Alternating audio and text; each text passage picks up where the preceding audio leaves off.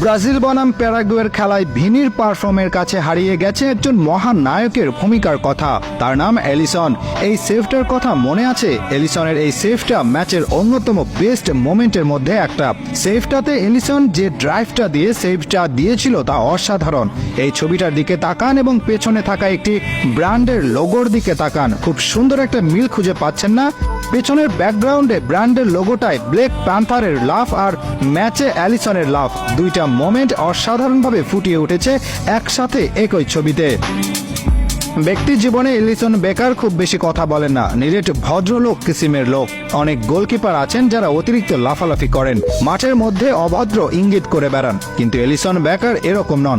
Vini Paraguay ম্যাচে অবশ্যই অসাধারণ খেলেছে, এতে কোনো সন্দেহ নেই। ব্যালন ডি'অর অর্জনের দিকেও এগিয়ে যাচ্ছে সে, কিন্তু ভিনির পারফরম্যান্সের বাইরে এটা ভুলে গেলে চলবে না যে এলিসন বেকার এই সেভটা না দিলে প্রথম হাফ